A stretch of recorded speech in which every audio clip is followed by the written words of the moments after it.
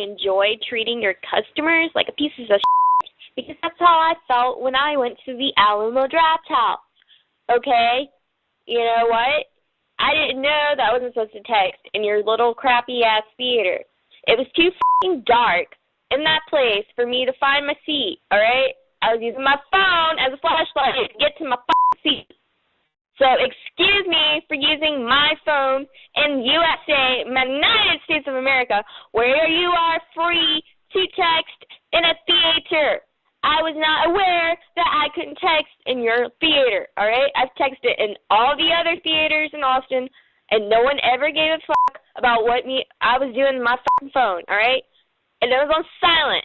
It wasn't on loud. It wasn't bothering anybody. You guys, obviously, were being assholes to me, and I'm sure that's what you do, you know, to rip people off. You take my money, and then you throw me out. You know, I will never be coming back to your Alamo Draft House or whatever. I'd rather go to a regular theater where people are actually polite. And, you know, I'm going to tell everyone about how you are. And I'm pretty sure you guys are being on purpose. So thanks for making me feel like a customer. Thanks for taking my money.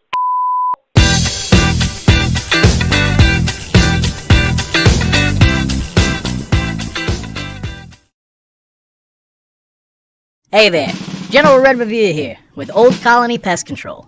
If you're having pest problems in a commercial or residential setting, we're the people to call. Veteran-owned, based in Massachusetts and Rhode Island, Old Colony has been here servicing your homes proudly, and we plan to keep it up. Our team is fast, efficient, and reliable. We go above and beyond to cater each project's individual need. No task is too much for us, so give us a call. 774-400-5993. Again, the number is 774-400-5993. Hope to hear from you soon. General Red Revere, out.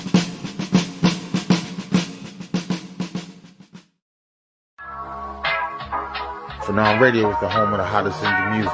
Tune into the Phenom Radio Top 20 Countdown, Monday through Friday, 10 p.m. Eastern Time, 7 p.m. Pacific. A razor sharp hustle, rate your paws hustle, when the sun...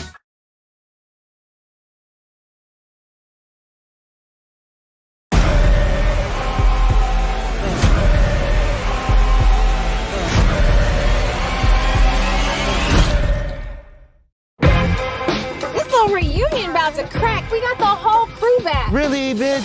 A cabin in the woods. Now let's get it all in perspective for all y'all enjoyment. You still a slave to the white man? Y'all gonna start calling my wife the white man, all right? Newness, here's the anthem. Put your hands up that you shoot with. Count your But loot we with. do on Juneteenth. Oh, hell no. Where are you going? Look for the fuse box. What kind of house is this? No, thank you. The blackening? Whoa! Jim Crow Monopoly. Shit probably runs on racism. Pick a card and save Morgan. What do you mean, save Morgan? Refuse to play, and she dies. I think we have to play the game. In your predicament, the black character is always the first to die. I will spare your lives if you sacrifice the person you deem the blackest. The blackest? Nobody should judge anybody in here, bro. You have 2 minutes to decide. Shanika, she say nigga the most. Nigga. See? Wait. Y'all can't pick me. I'm gay. Oh, Clifton. Yeah. I can prove I'm not the blackest. Prove it. I've never seen Friday. I voted for Trump. What? What? Twice. Big money, playboy, your time's up. We need a plan. Don't say it. Don't you dare. Don't say this dumb shit. We have to split up. Your time has run out. It's time to die.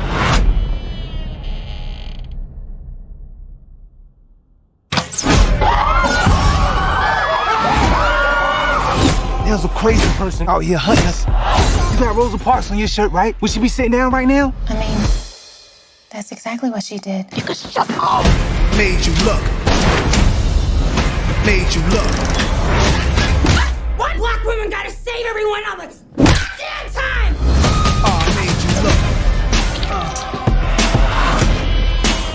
Yo, stop playing. I got a gun. That's too to DMX. What are you doing?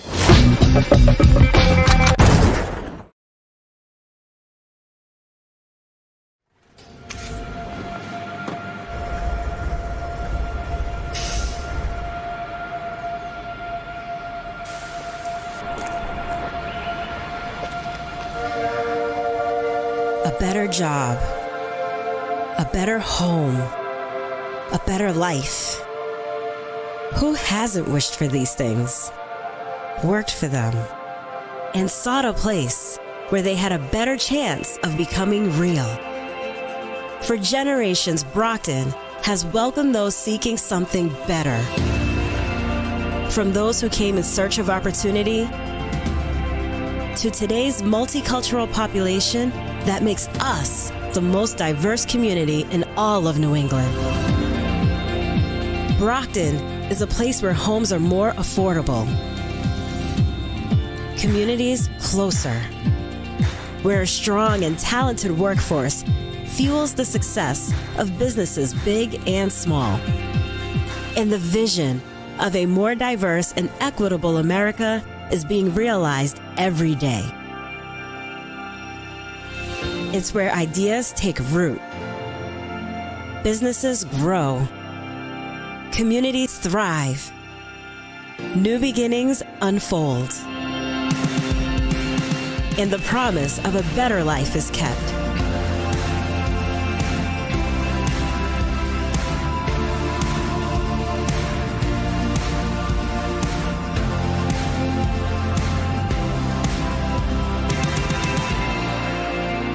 Brockton, Massachusetts, where better begins. Time to grow up. You got a problem with your self-esteem and ego. Oh, here we go again. It's time to grow up now.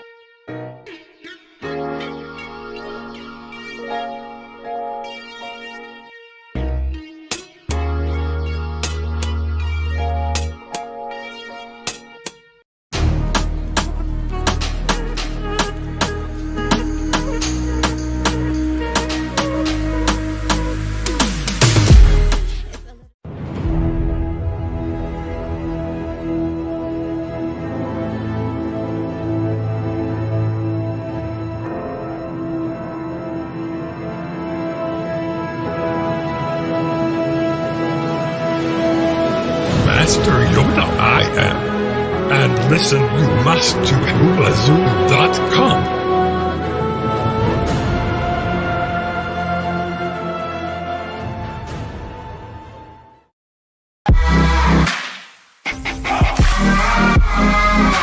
It's caught in the crossfire.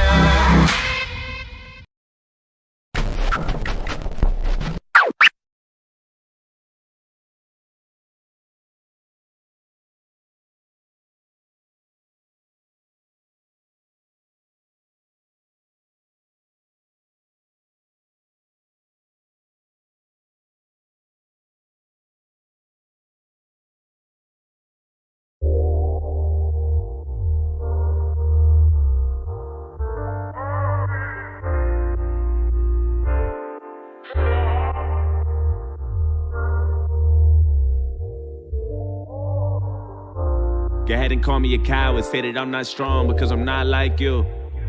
Go ahead and call me crazy cause I live in a maze, tell me how about you? I think I live in my head, sometimes I think that I'm dead, I hide behind my youth. No, I've been losing my mind and I'm a little behind, step aside my shoes. Cause I never been happy with myself and I don't need no one feeling bad for me. Trying to offer me pity and throw jabs at me. Wanna give me advice and then laugh at me behind closed doors. Just close the door and let me be by myself, just me and myself. I'm tired of living, I cry, I hear it's easy to die, I wanna see for myself.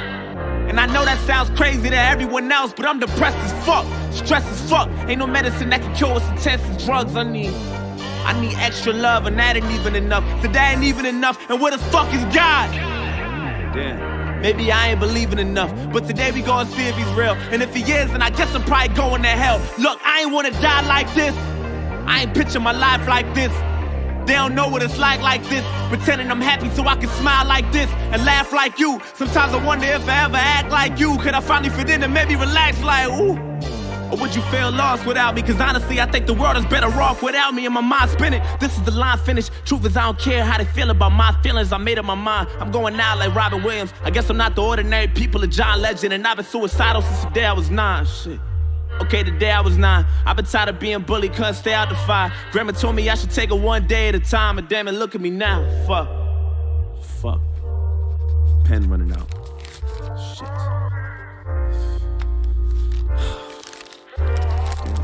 Look, just know it's a new day. But if you're reading this, then it's probably too late. Just make sure you tell my family it's okay. I'm sorry, but it's too late. I'm sorry, so much waiting on me. I don't wanna live to see another day. I'm sorry, but I can't stay. I'm sorry, so much waiting on me. Just make sure you tell my family it's okay. I'm sorry, but it's too late. I'm sorry, so much waiting on me. I don't wanna live to see another day. I'm sorry, but I can't stay. I'm sorry, so much waiting on me.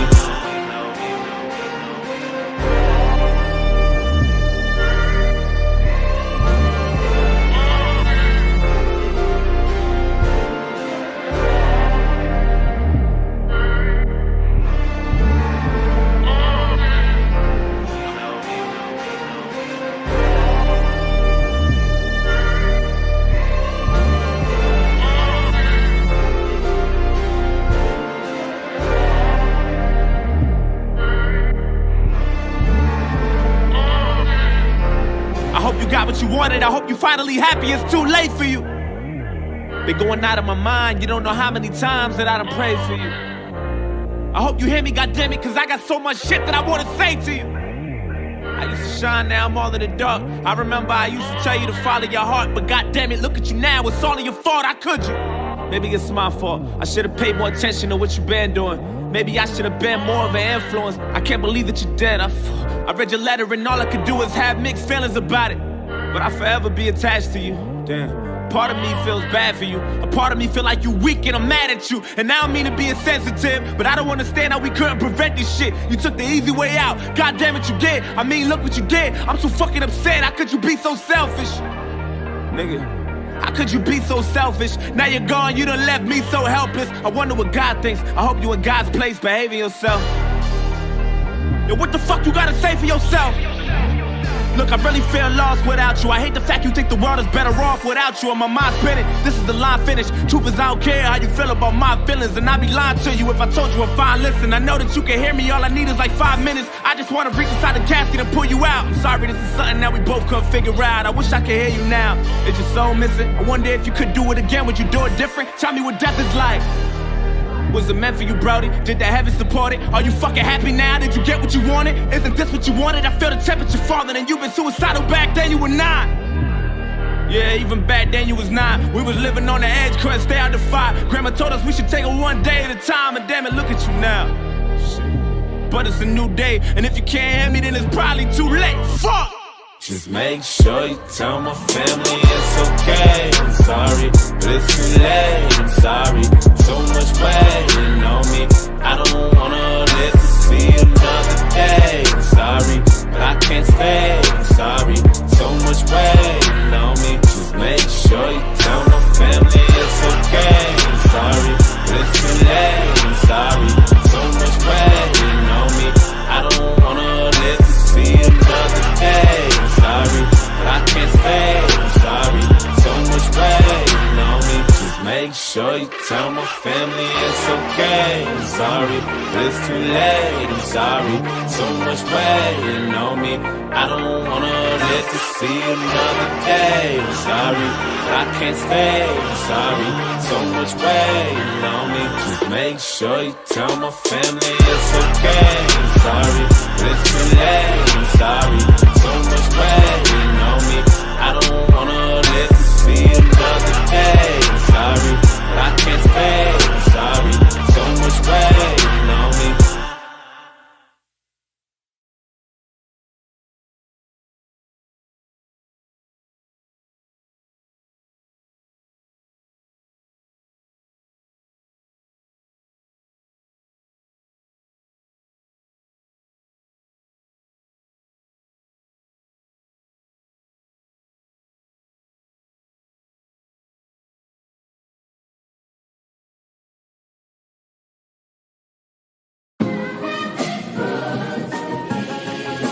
Can you dig it?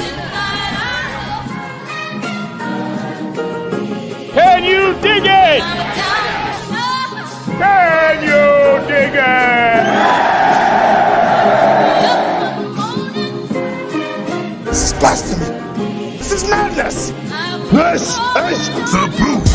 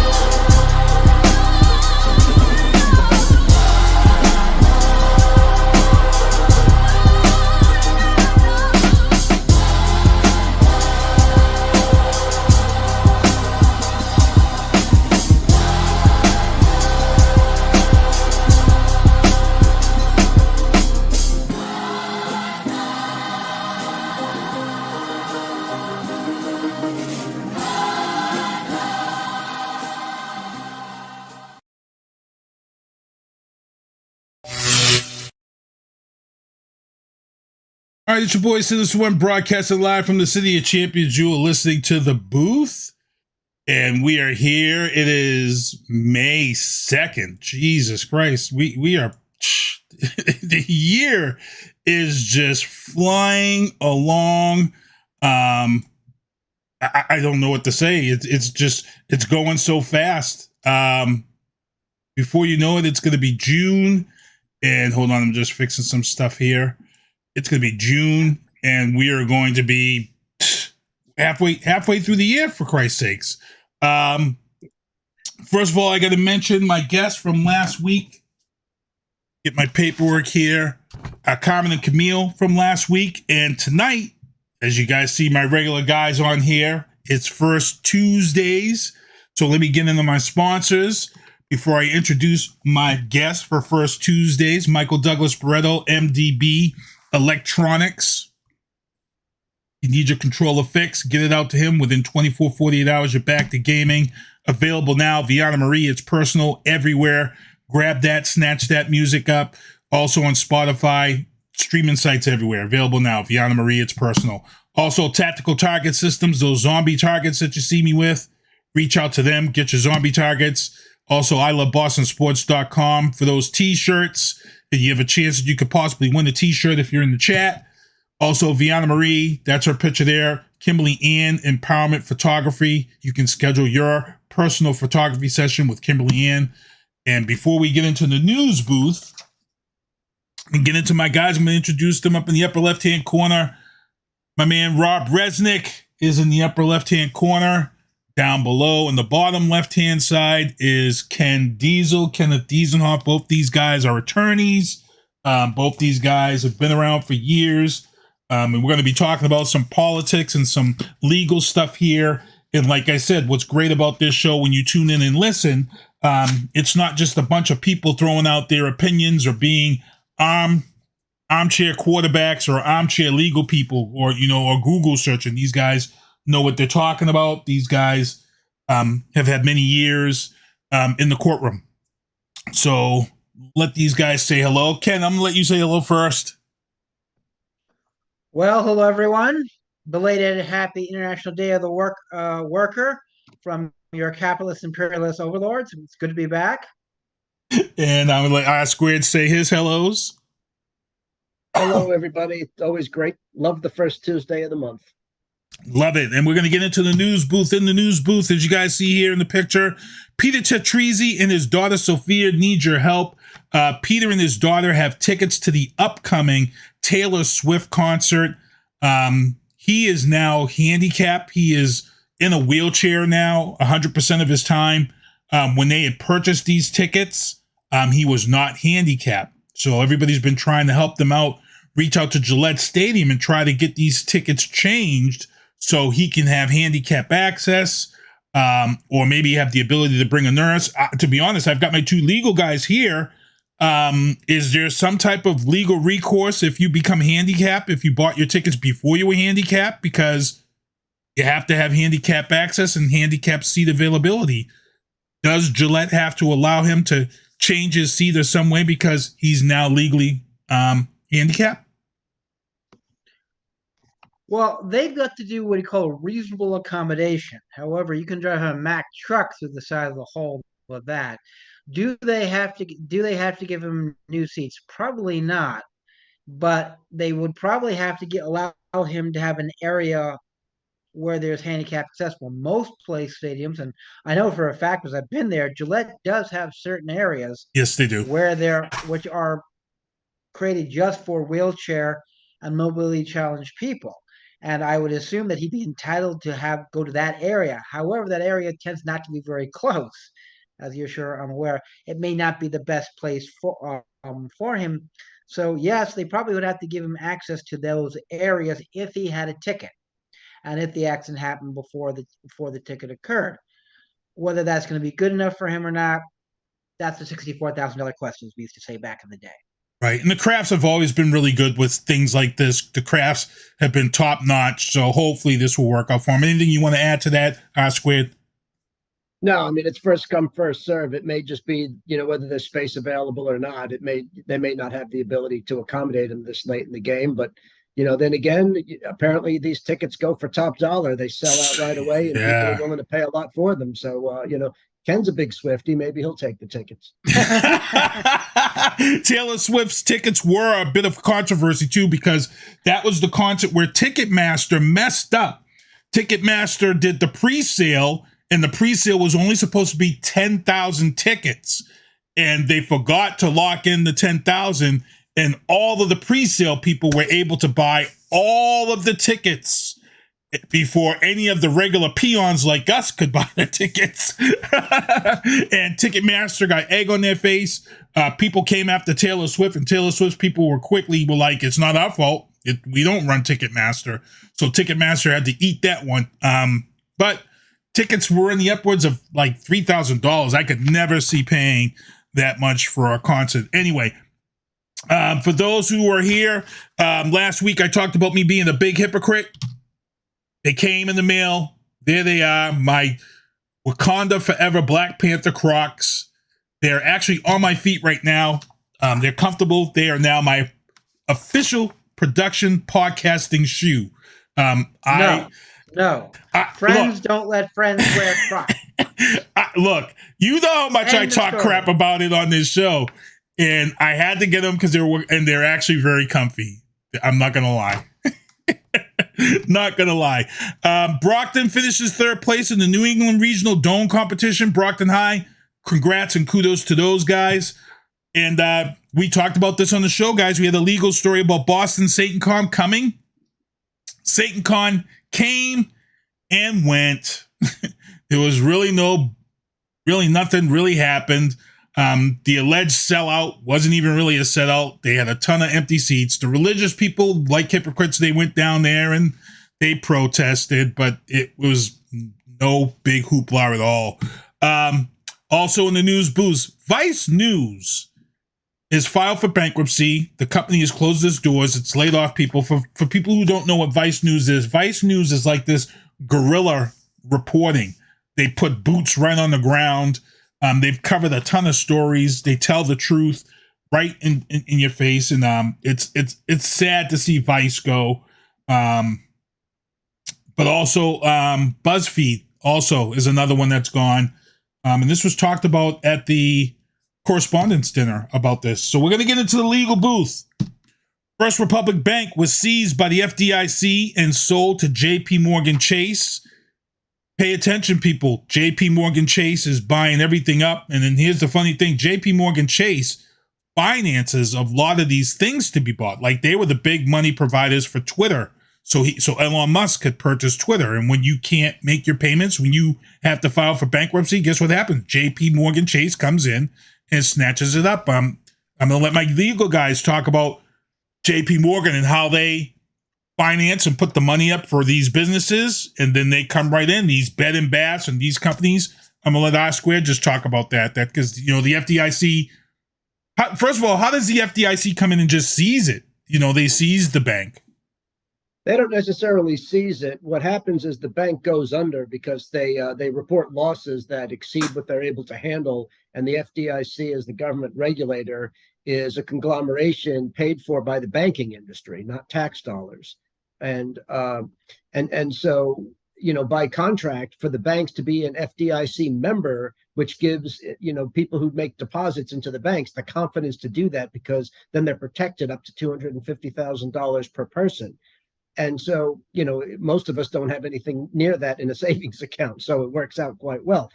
And so that's fine. But the deal is then that if, when they suffer those type of losses and they can't, meet their requirements, then the FDIC is able to take control and then manage the payouts, to keep the bank in business so that not the investors, but the depositors don't lose out on their savings and checking and what have you. So this is in the normal course of business.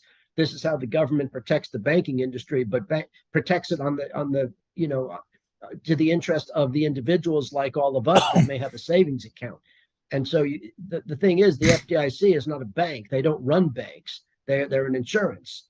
And so they're not going to take over Republic or anybody else and start running it. They don't. That's not their business. That's not what they do. They protect people like us so we don't lose our accounts, our savings accounts.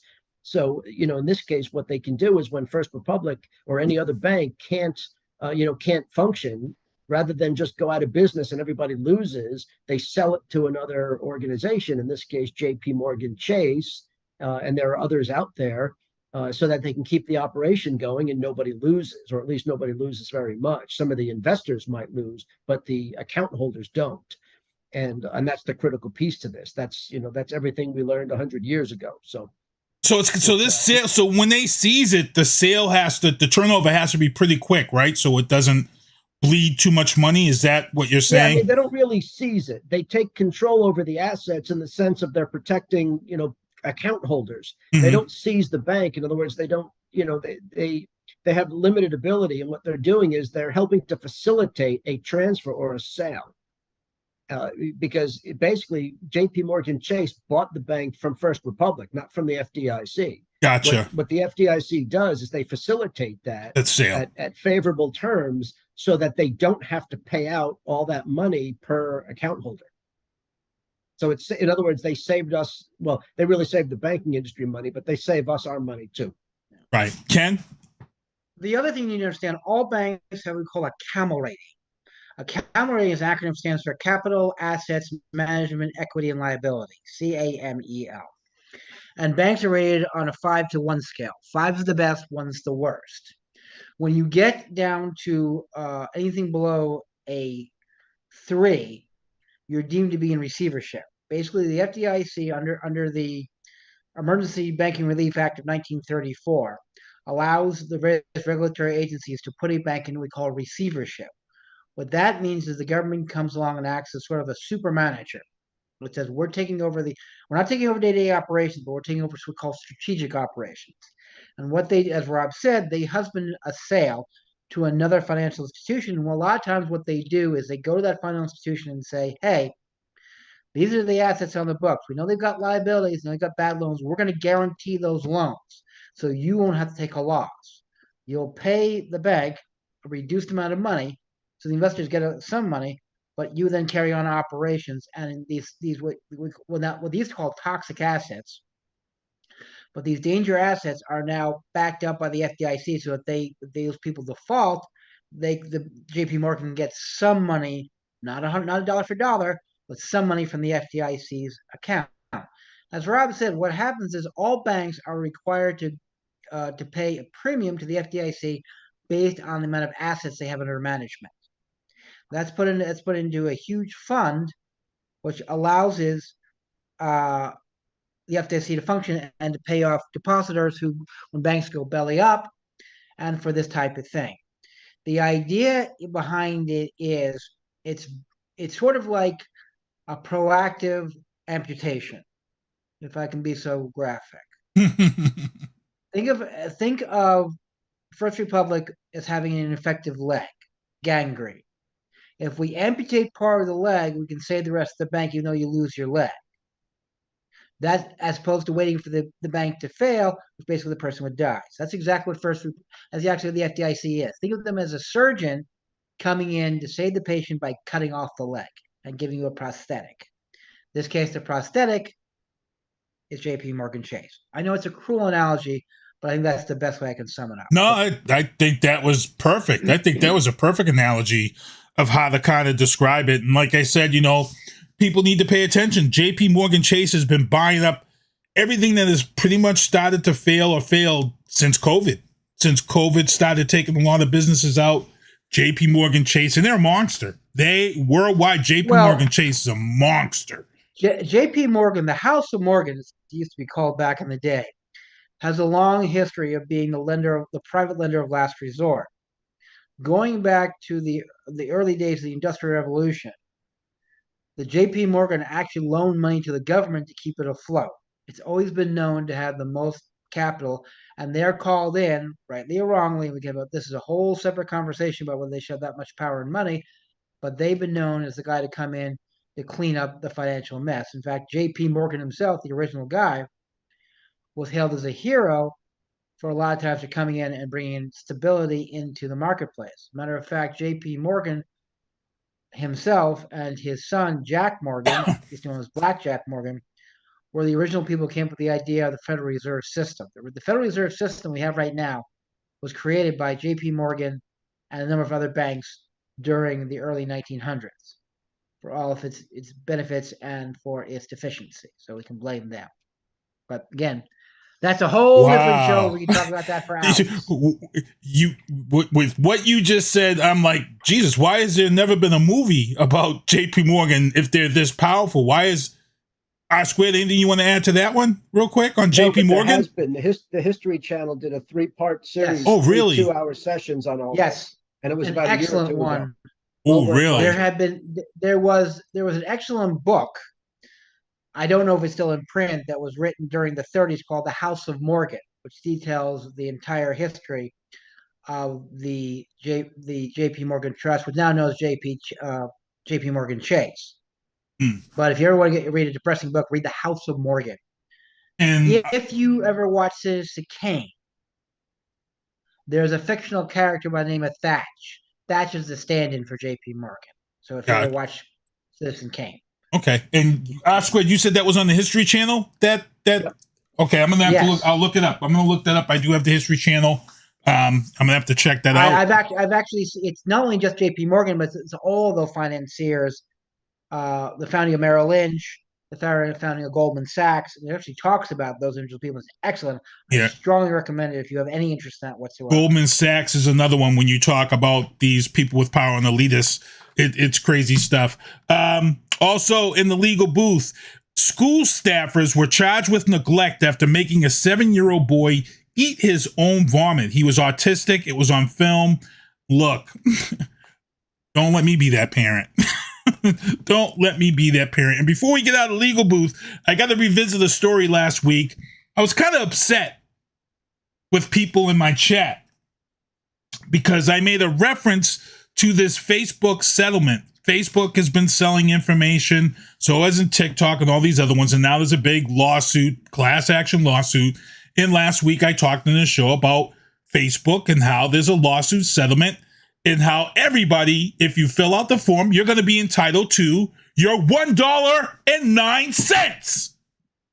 And I asked people in my chat, if you're a movie buff like me, what movie is the $1.09 from? And I said, you know what? If this was First Tuesday, I'm damn sure my guys Ken and Rob would know what movie that was from. Rob, do you know what movie that was from?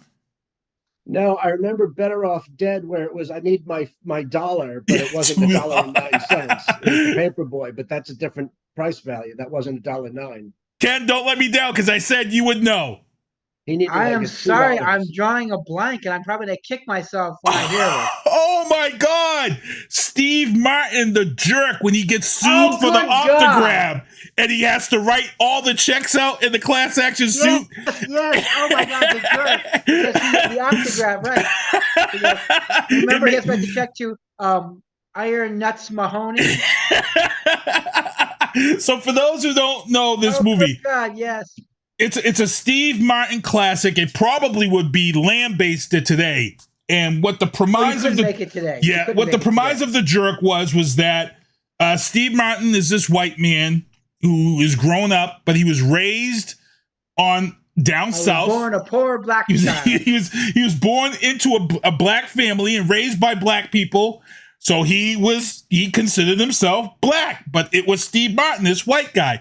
And there's a great scene where he's bought some property and the mafia comes in and says, we're going to go into this neighborhood and we're going to get rid of the jigaboos and all this stuff. And Steve Martin says, sir, you are talking to an N-word, and beats all these mafia guys.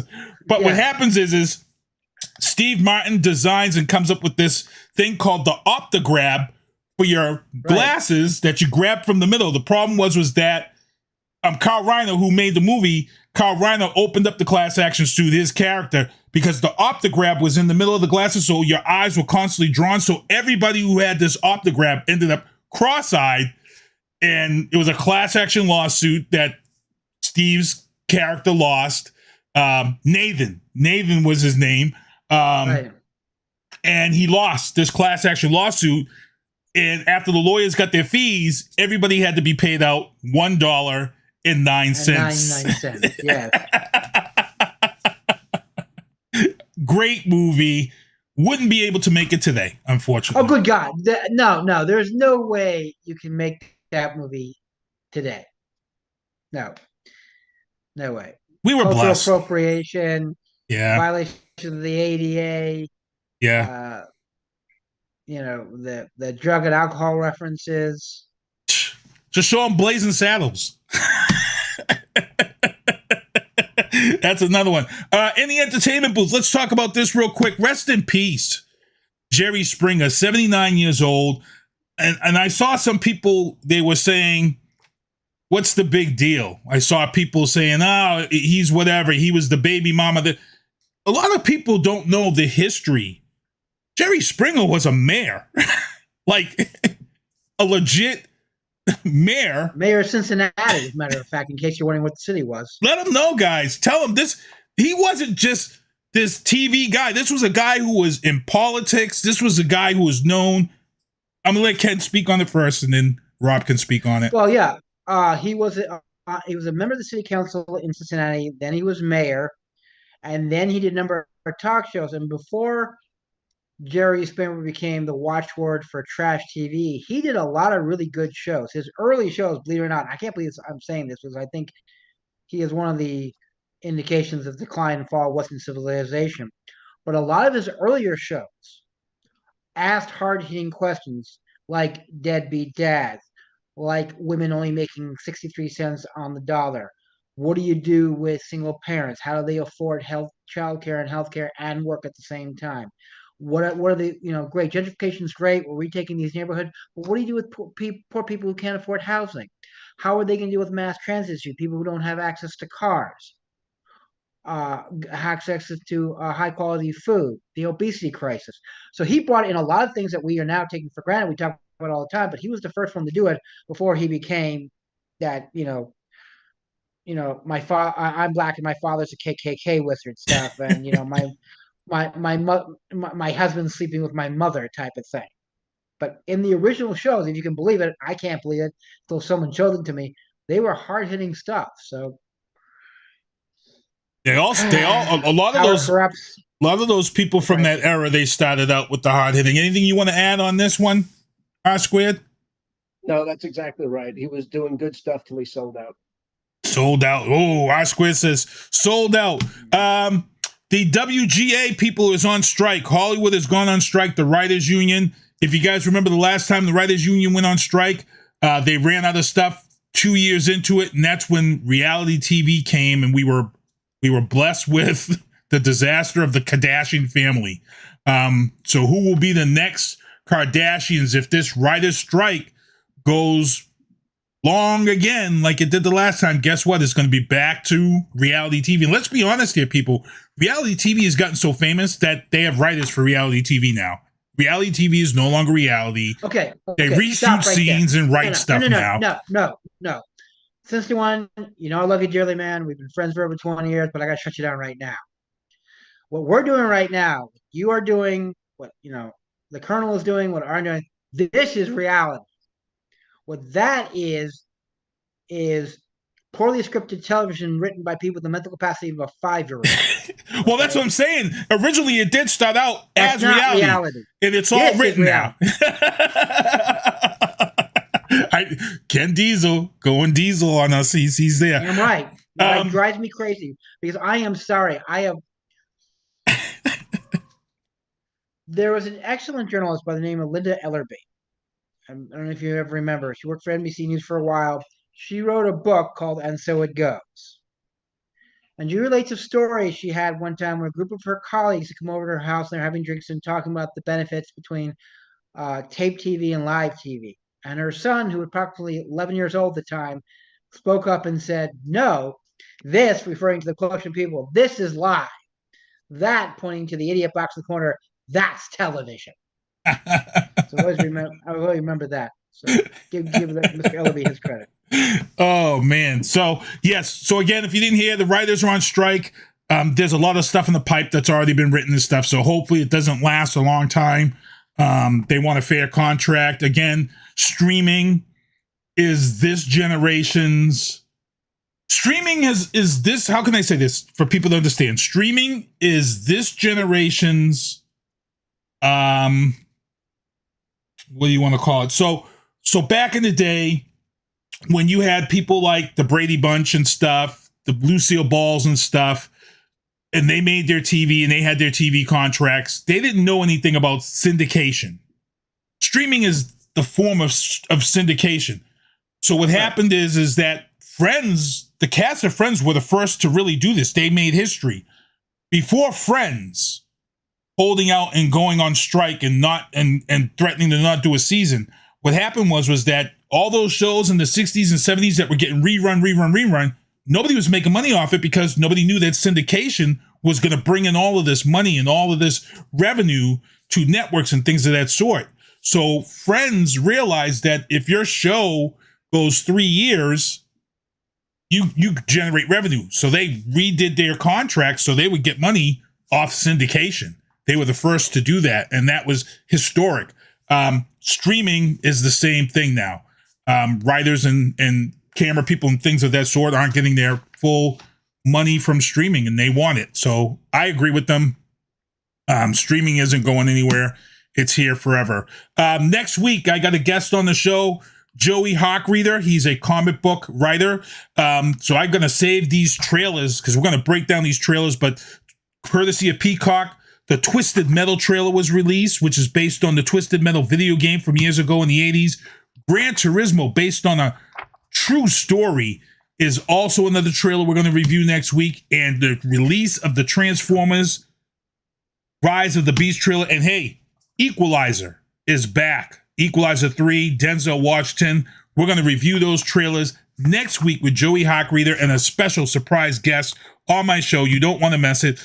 But we're going to get into the sports booth. This week, we're going to break down sports. We usually break down a lot of politics. We usually break down a lot of legal stuff, which we will in Biden's, but we got this draft, this crazy draft that happened this weekend. I've said it before and I've said it again. you can't predict the draft anymore because free agency periods are just crazy. Teams are making deals right up to the wire.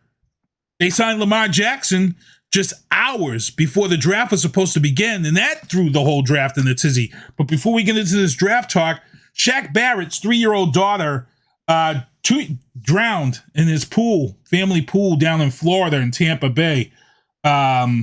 I don't know. R Squared is down there in Florida. I know here in Massachusetts, you can't have a pool unless you have all the security, fences, and childproof, all that stuff up here. Is it different down in Florida? Because I feel like this tragedy could have been averted, but laws are different.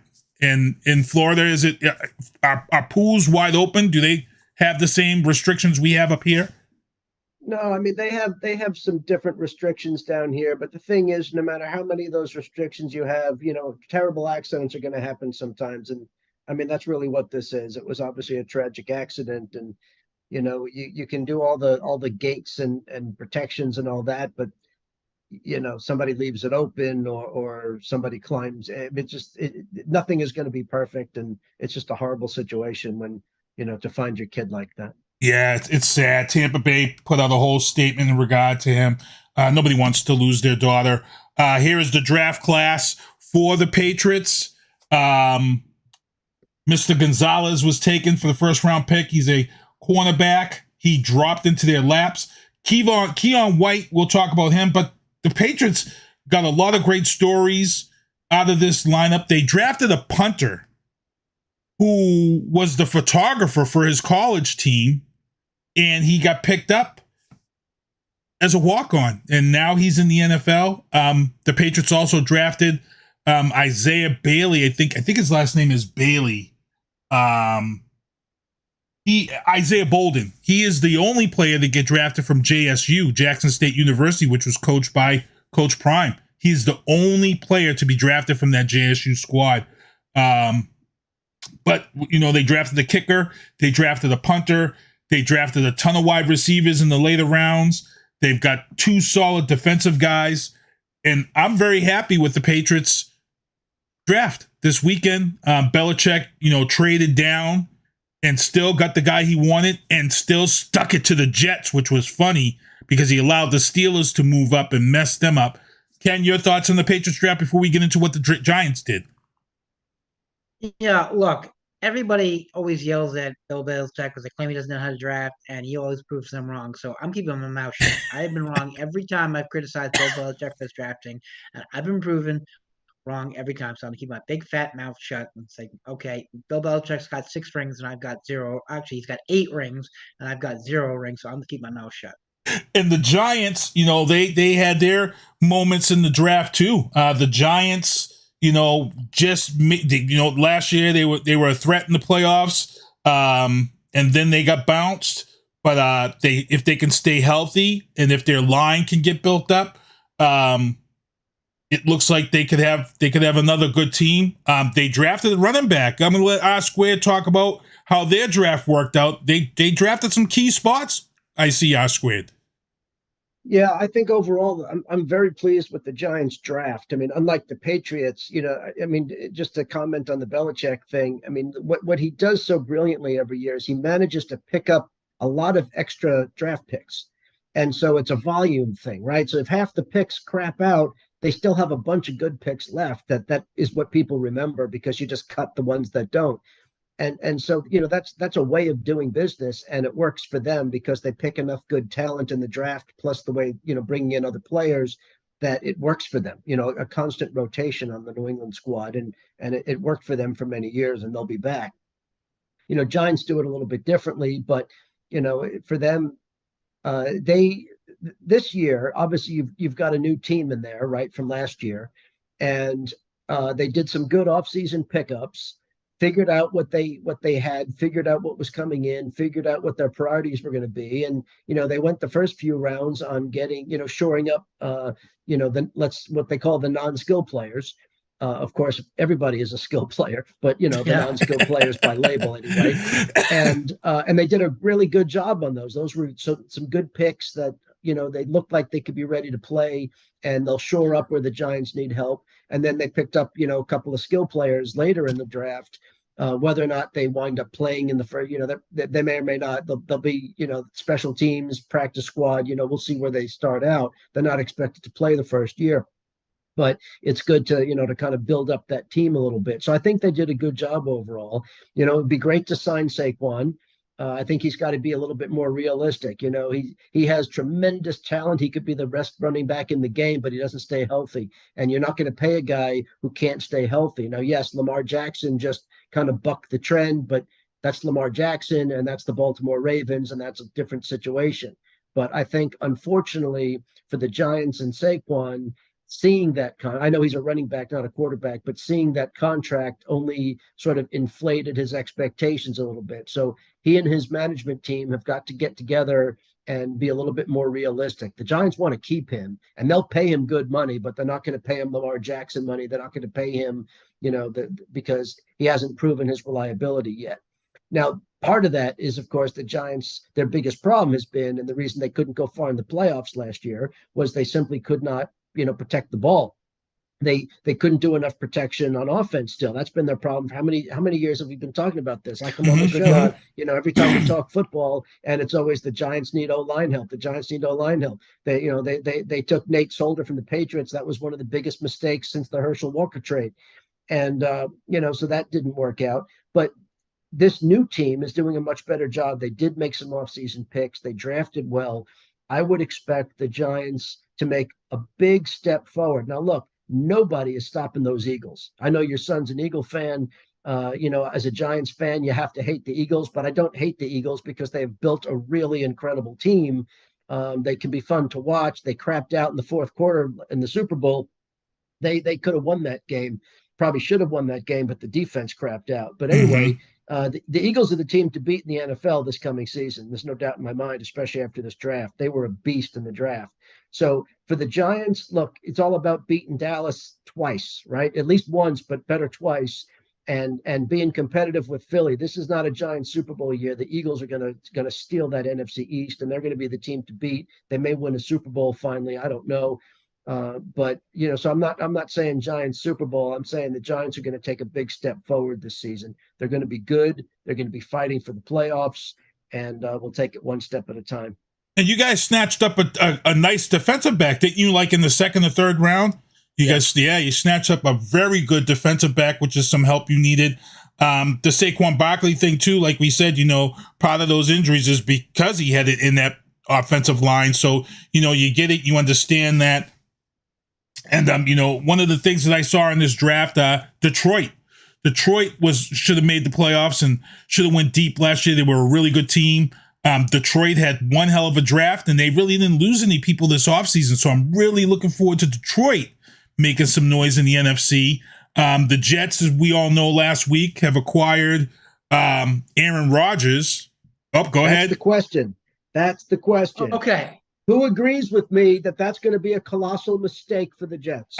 I agree. I totally agree. Okay. The Jets have a long history of picking up high-end talent at the end of their career. Seriously, look at them. They have picked up more high-end talent at the end of their career and paid top dollar for them. And for people who don't realize this, the only guaranteed money in the NFL is signing bonus money, number one. So the signing bonus money that they're paying Aaron Rodgers is guaranteed money. Here's the problem with that, people who don't understand football from the financial perspective.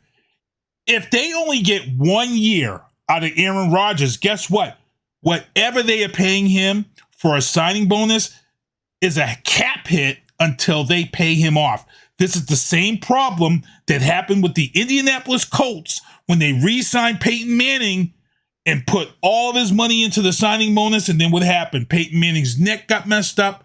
Then they had to dump him, and he was down in Denver playing while the Colts was still paying out his signing bonus money.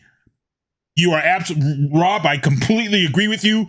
This is going to be an utter disaster, and this is the type of stuff that costs GMs their job, to be honest. These are the decisions. Yeah, but the Jets do this all the time. I mean, I swear to God. They did this with Brett Favre. Remember, Brett Favre was a Jet for 5 minutes. That's right. That's right. I mean, what is the last top-tier quarterback they had at the prime of his career? And don't say Joe Namath. Ken O'Brien. Okay, I'll give you that one. That was the last good quarterback the Jets had. Yeah. Mm-hmm. Yep, I'll give you Ken O'Brien. All right. Yep, I gotta agree to that one. Yep. It wouldn't. Yep. It's a huge disaster. Here's two teams that I want to watch this year. Number one are the Broncos, because on paper they should have been AFC West champions last year. Yeah, Russell Wilson. I think the high altitude killed him. Right, and the other team is the Chargers. I think the Chargers did really well in the draft this year. They did, and they were on the cusp last year of actually stopping the joke of the league. And I can't stand Spanos, so if I'm saying that, And KC fans, even though the draft was in KC fans weren't happy with their drafting. But again, you won a Super Bowl. You get the crap of the crap. To be honest, that's what the Patriots had for 20 years. Defense or pass? Who was okay? Well, first of all, what position did KC desperately need? They went with another O-line. They got one of the best O-lines in NFL history. They got an excellent receiving core. They've got an outstanding secondary. Their run defense ain't the best, but it's respectable. Their running back core, again, not the best, but respectable. And you got Patrick Mahomes. Yeah. Who do they need to draft? Seriously, who do they need to draft? Well, you know what it is. You know what it is. People don't realize when you win a Super Bowl, you're at the bottom of the barrel when you draft, and people don't realize that there's not much there. It's slim pickings, Also, I talked about Keon White. People were bashing Keon White, who was drafted by the Patriots. He's a defensive end. And people were bashing him because he was caught on camera because he showed no emotion.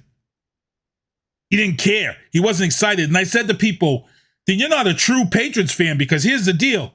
That's the type of guy Belichick wants. Belichick don't want showboaters. Belichick didn't want the guy with the ice down to here on draft day. Belichick wants that guy that, and like Keon said it best. He says, I'm getting picked. It's time for do business. That's what he said. It's time for business. And I loved it. I loved the fact that he said that. I love the fact that he is an all business guy. This is the type of guy that 3-4 years down the road, Belichick is saying, this is my favorite player. That's the type of guy Keon White is.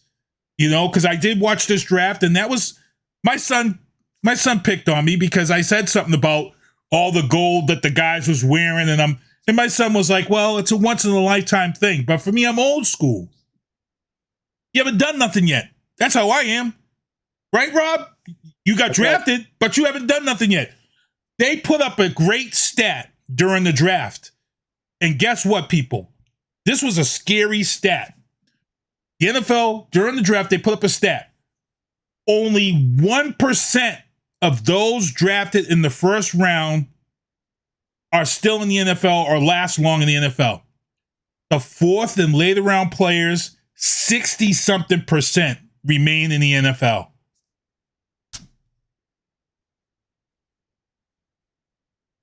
That's so your no names, your non-sexy schools.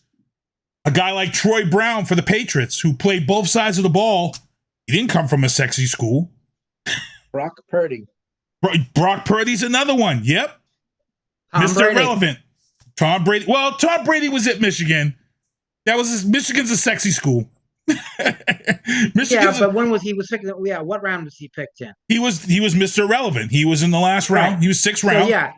But remember, Michigan was a sexy school.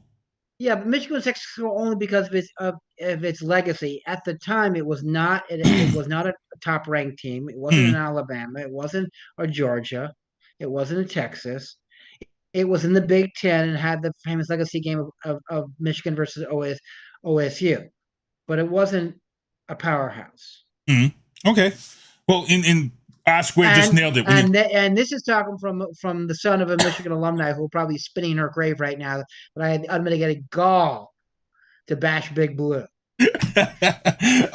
Also, people, man, oh man, oh man.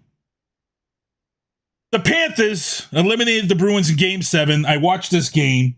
And not only did the Panthers eliminate the Bruins in the Game 7 shocker in overtime, the next night, the Celtics dropped Game 1 in Boston to the Philadelphia 76ers. And all of a sudden I said, you know what? Maybe we need to take a bundle or a bushel of sage and get it down to TD Bank North Garden and smoke sage all through so we can get rid of the bad juju. Because right now, I feel like John McClane in Die Hard 2 when John McClane says this. How can the same thing happen to the same guy twice? How can the same damn thing happen to the same guy twice? That is how I feel. And again, as I said, the NFL draft was a success. But we got 15 minutes left. Let's get into these Biden bombshells. And I got to get into it.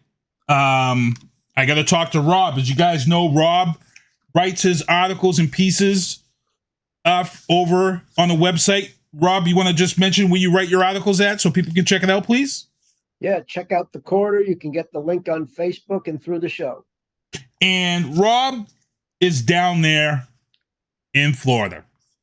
And, you know, the news out of Florida. First of all, before we get into some of this other stuff, let's get into the Disney discussion, because we did talk about this Disney stuff early on. And the latest thing here with Disney, and Rob will touch base on it with us first, is DeSantis is now trying to purchase property near Disney so he could put prisons.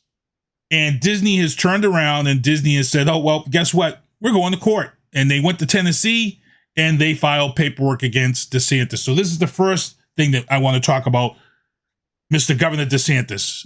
Rob, can you just elaborate on this one here for us? Because we talked about this whole Disney thing, and, you know, Disney got this land. You know, they took land that nobody could use. Yeah, we won't go through the history because we spent a long time going through the history last time. And so I think people can remember that or go listen to that show from a month ago. But the issue is that right before the original board was replaced by the DeSantis personally selected board, his cronies, Disney was able to get enacted a series of rules that basically allowed them to maintain some of the power and authority that they had before the new board took over. And so the new board took over and they attempted to nullify those rule changes from the previous board, saying that the board lacked the authority to do it. They didn't follow proper procedures, that Disney was just trying to prevent this new board from exercising authority. Well, yes, they were. I mean, of course they were. Yeah. That's the right answer. And so it's going to be an interesting legal issue because, you know, that's an issue under, you know, Florida law. And of course, the courts are packed here with DeSantis and Scott appointees. And so they're not necessarily competent jurists. Some of them probably are, but many of them are not. And so it'll be very interesting to see how that case progresses. Now, Disney filed suit in federal court, which of course has a slightly different caliber of judges. And that is basically on a, you know, claim of retaliation and discrimination by the governor against their corporate interests. That'll be somewhat interesting. You know, it's interesting because in DeSantis's book, you know, he's been going around the country and around the world promoting his book, if people don't remember that or follow that in the news. And one of the chapters in his book was how he retaliated against Disney. He wrote it. He put it in writing. He actually said in his book that he was retaliating against Disney because Disney had the gall to oppose the parental rights bill, what they call "Don't Say Gay" bill, colloquially here. And so he said it in his book. He wrote a whole chapter about it, thinking that he was going to be this big hero that took down a so-called woke corporation. And of course, that's not what's happening. Disney has tremendous support. DeSantis is losing support in the state of Florida, not to mention nationally and internationally. His recent world trip was a bust. His trips around the country are a bust. He's losing in the polls, not gaining. And more importantly, he's losing popularity in Florida. Now, he's already in a second term, so it doesn't matter. But he's losing even support within the state of Florida. Wow. And so it doesn't matter. I don't know what, if whether or not he runs for president is yet to be seen. I'm not convinced that he's running. But the issue is, whether he has aspirations beyond this, I don't know, because he could never beat Scott or Rubio in a primary. And so there's no place for him to go. So it'll be interesting if he has any aspirations. He may want to join a future Republican administration in some capacity, maybe the anti-Disney czar or something stupid like that, because he's a dunce, so he could wear the dopey hat, right? And that would be pretty much, for him. And so, yeah, Ken just prompted the thing that I was going to say is what's interesting about that is something that I would have normally disagreed with, but, because I disagree with the Supreme Court decision in Citizens United, but the Citizens United case that says corporations have the legal status of an individual means they have the right of free speech. And the Supreme Court wrote that case, meaning you can't restrict the amount of money corporations could give a campaign, which is how they nullified the work that John McCain and Russ Feingold and other bipartisan members of the Senate did to do campaign finance reform and get some of the corporate money out of politics. Citizens United, as most people know by name anyway, is the case that overturned that. And so by the Supreme Court saying that a corporation has the status as an individual, then they have the right to express an opinion on a piece of legislation. Now, I think I said this last time, Disney, regardless of whether they have a right to do that, it doesn't even matter. It's not even the real issue. It's just an interesting piece that Citizens United is going to come back to bite these folks in the butt.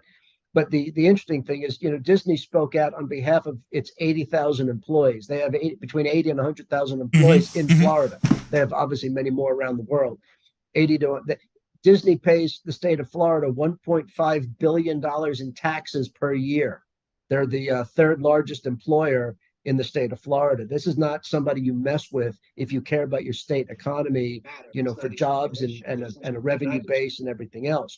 But the piece there was, Disney, because they have a lot of cast members, a lot of arts members in the cast and what have you, they were very offended by what they saw as anti-LGBTQ provisions in DeSantis's legislation, and not just the parental rights and education bill, but some of the other bills that have been passed.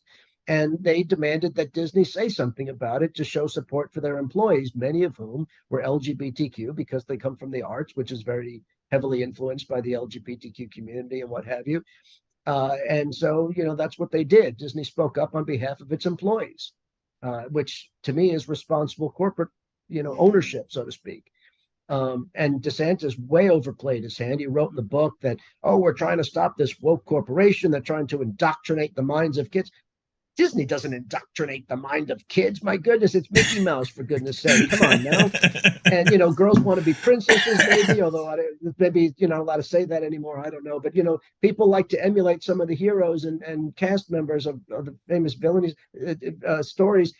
There's no indoctrination in Disney stuff. Give me a break. I mean, if they want their workers to have equal rights, that has nothing to do with the movies and books and stories. And, it's just they way overplayed their hand. And so even, strange bedfellows here, but even Senator Scott and Senator Rubio came out and distanced themselves from DeSantis, saying, DeSantis, boy, did you strike out, leave Disney alone. So, that just shows you how bad a mistake it was. Some states have already reached out to Disney, and I know Disney is 99% not going. Money that would cost? They're not moving. They wouldn't go anywhere.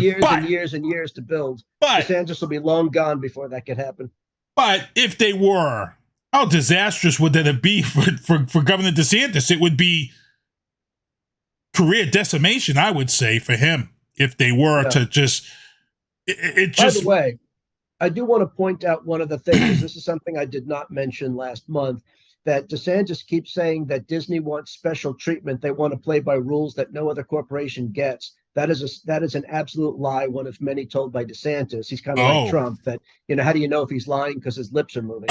But the issue, well, it's true. These people, this is the difference between traditional Republicans and MAGA. MAGA doesn't know what truth and facts are. They're a bunch of despicable liars. And traditional Republicans, have points to make. They have legitimate arguments, whether we agree or disagree. And so anyway, the point is that Daytona Speedway has all kinds of special privileges and a zone just like Disney has. And there are other entities around the state that have the same type of special zones, maybe not to the fullest extent because of the special historical significance that we talked about a month ago with Disney and the swampland that they inherited. That they bought. But there are plenty of examples in the state of Florida where corporations get these special zones. So stop making up stories there, Ronnie boy. Man, oh man! And anything you want to add on the Disney discussion, Ken? The legal part? Yeah, if I may, a couple of things. Number one, and as I prompted Rob, one of the small things that came out of Citizens United that almost nobody, except for my Jewish brethren who are lawyers for Disney, picked up and give it to Disney's lawyers. I'm going to say something because I can say this because Rob and I are members of the tribe.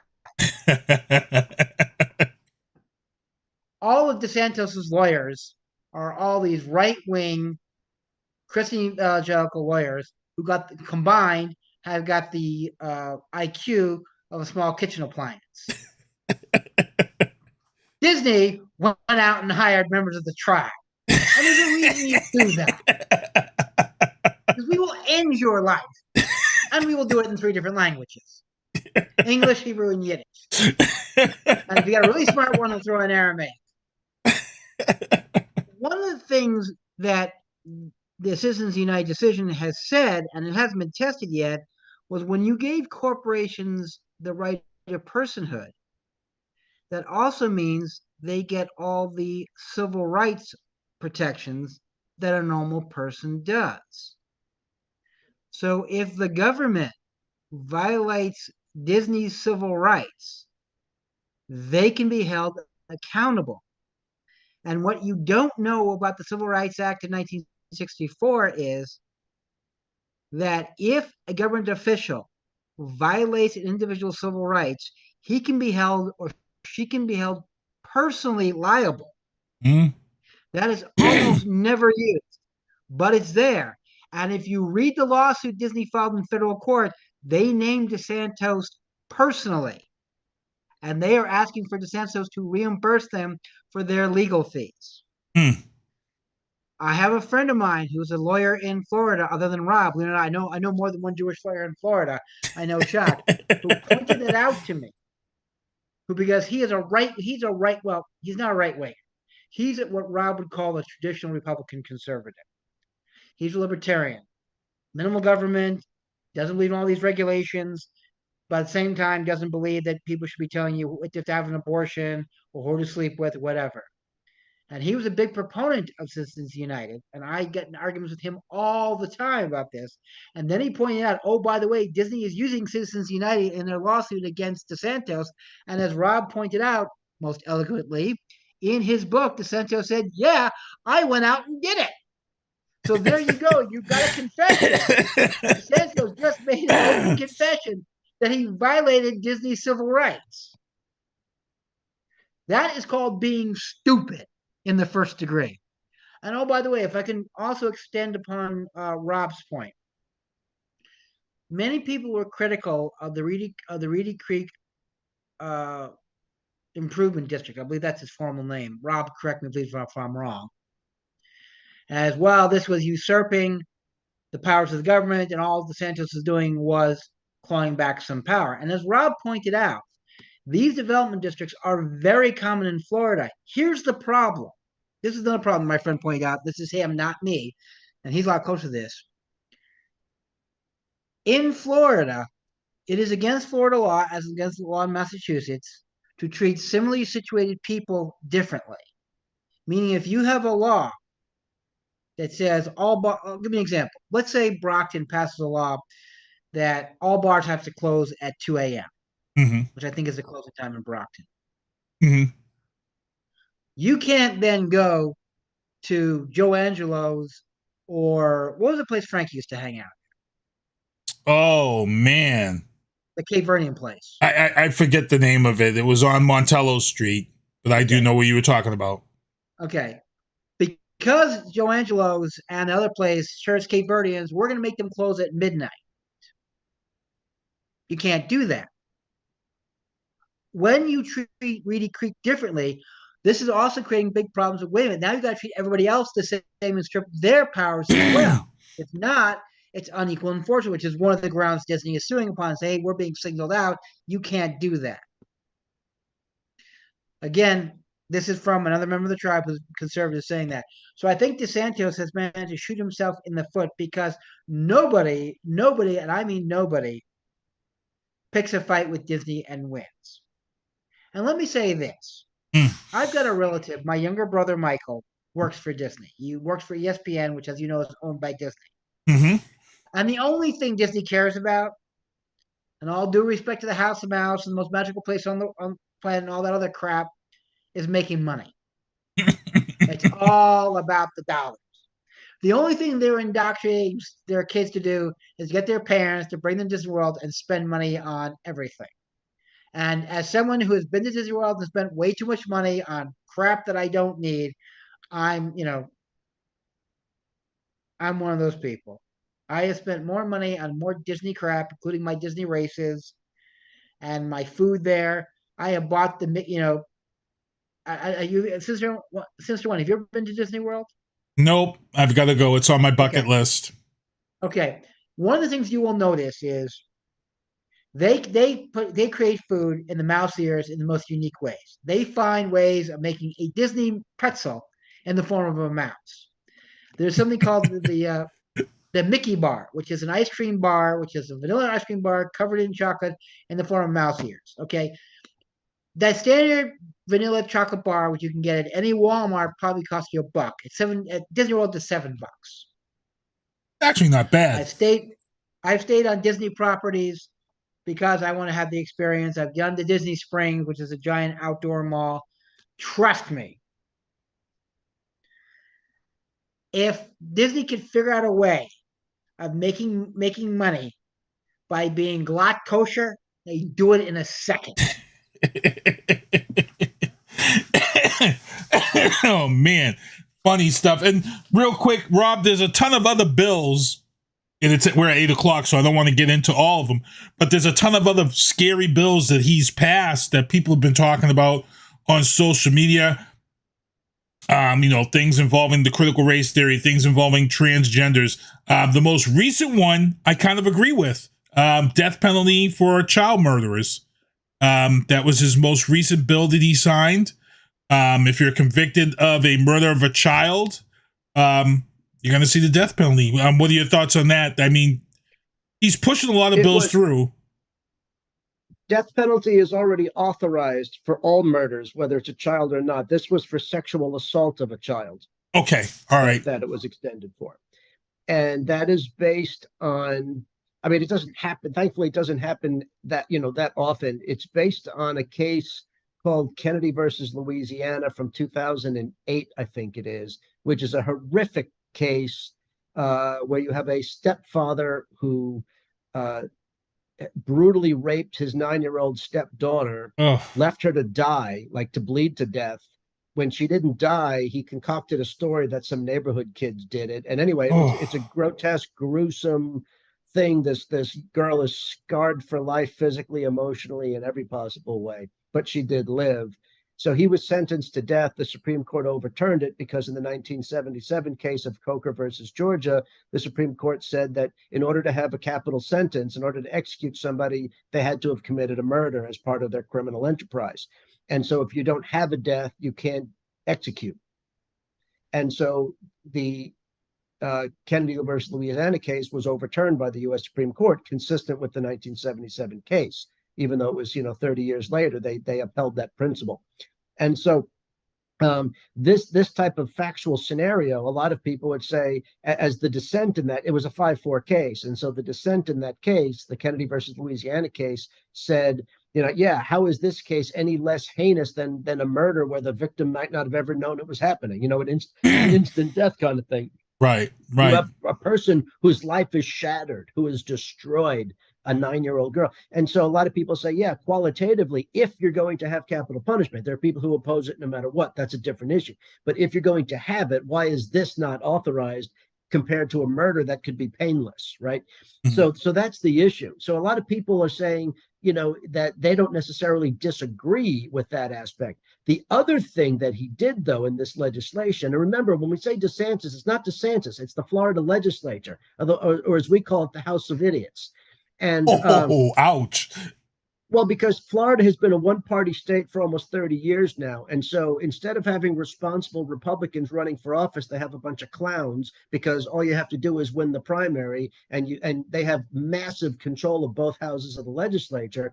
And so they don't do anything. Right. They don't have any real debates. The Democrats aren't allowed to introduce legislation. It's crazy. So the issue is that they just pass all this stuff, right? They don't care. They just pass it all.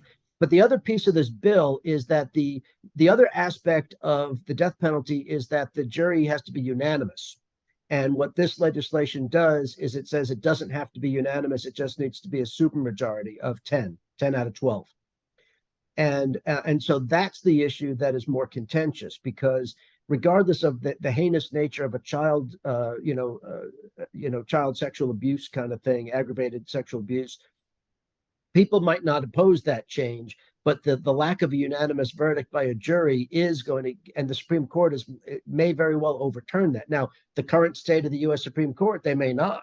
I mean, they may smell that this case is ripe to overturn other Supreme Court precedent, that this court will overturn those precedents that required a unanimous verdict. And so that will be a very interesting one to watch. I mean, regardless of your opinion on capital punishment, there are a lot of arguments for and against, a lot of people very passionate on both sides.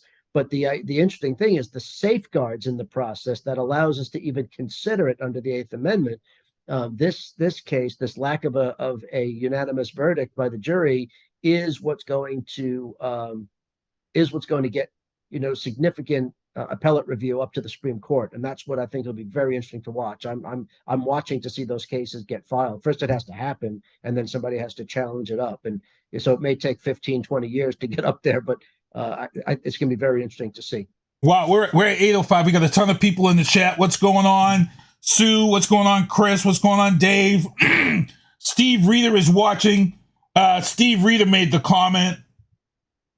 But yet they let drag shows go on in elementary schools. Well, the last time I heard a drag show go on in elementary school, kids didn't get killed. Ever been one? There hasn't. There are not drag shows in elementary schools. Yes. Okay, hold on a second. Let me just say, let's stop this drag show nonsense. If you've ever watched a Bugs Bunny cartoon, you've seen a drag show. Because virtually every Bugs Bunny cartoon has Bugs dressing up as a woman. Tom and Jerry. Yep. Tom and Jerry. Fred Flintstone and Barney. If you watch MASH, Jamie Farr made a career out of being a drag queen.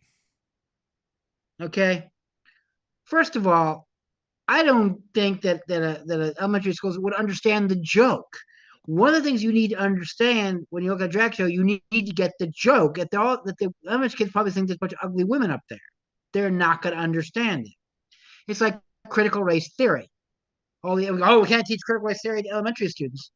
No, of course you can't, because they wouldn't understand it. Okay, you moron. In order for you to understand critical race theory, you need a background in economics, law, history, political science, and anthropology. So your average 10-year-old is not going to understand it. It's like explaining physics to a second grader. I don't care how bright the kid is, unless he's Sheldon Cooper, he's not going to get it. So this crap, for God's sakes, why don't you worry about a real problem, right?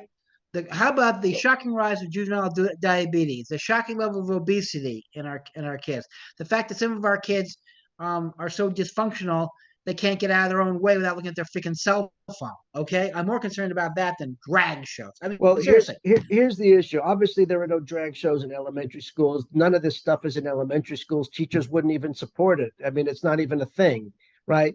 So, so people in Florida, I mean, this is a Florida thing, right? They're passing all these bills. This is what Keith was asking about. Florida, the legislature, because they don't want to do anything real, they're passing all this legislation for stuff that doesn't happen. So, like, does anybody really care that you can't have a drag show in an elementary school, or you can't bring a minor? I mean, people don't really care about that per se. It doesn't happen that frequently. It's not that big of a deal. But here's what's interesting about it, right? Okay, so let's say that we care about school, the what goes on in schools. I think most people do care about what goes on in schools. We want kids to learn. We want kids to be in a safe environment. So if we're concerned about harm being done by drag shows, how about all these people finally giving a flying crap about AR-15s going into schools and murdering school kids? Why don't you care about that?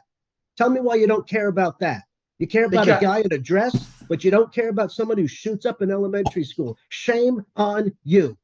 Because as you know, Rob, the only solution for a bad guy with a gun is a good guy with a gun, and that Second Amendment, which is the only amendment that counts. Don't you people know anything? Look, Steve Reader is in the chat. Do you think it's okay for minors to go to? This is a whole different show or 809. But Steve, you're talking about drag shows in schools, and you're worrying about the wrong thing, because I don't ever see. I know they've had some drag stars who read stories to kids at story time. I don't see a problem with that. The kids pretty much don't know that the person's a drag queen. The problem here is that I haven't seen any drag shows that we are dragging black body bags out of. There's more kids killed by guns and mental illness in this country. This is this idiotic culture war crap the Republicans are glamming onto because they can't talk about anything else. But I'd like to do a quick throwback, if I can, Mr. Sinister One. Go for it. Do you remember a couple of years ago, it was almost 20 years ago, the right was up in arms about flag burning? Remember? They want a constitutional amendment against flag burning. You guys all remember that? Yep. Now, I personally think flag burning is disgusting, and I think if some group of veterans kick the living crap out of you, I defend the veterans for free, but that's an issue for another day. But remember that whole crisis? Have you heard anything about flag burning recently? No, because the MAGA people are burning flags. Right, exactly. Thank you. Steve Reader is in the chat. Oh my God, we're at 8:10. We can't be going back and forth, but he says, I worry about too many things at once. You had 5 transgender people killed.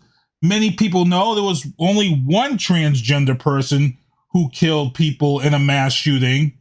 That was the most recent one was a transgender person. I don't know why you're bringing that up when we've had. Oh, okay. Go ahead, Ken. You worried about that? Go ahead, Ken. Go ahead, Ken. Hold on a second. No, but now you're pissing me off. Now you're pissing me off. If you look at the mass shootings since 1980, and let's define what a mass shooting is. Because white males. To the FBI statistic, a mass shooting is any shooting that is done with a firearm where more than 5 people or more die as a result of one single event. Okay? So we agree on that's the definition. How many white male Christian shooters have there been versus people of color, women, Middle Eastern extraction, and let's call them non-binary, okay? Do you want to look at the list? Shall we? Shall we talk about Gary Gilmore? You know who Gary Gilmore was? You guys remember? Let's talk about the Son of Sam in New York.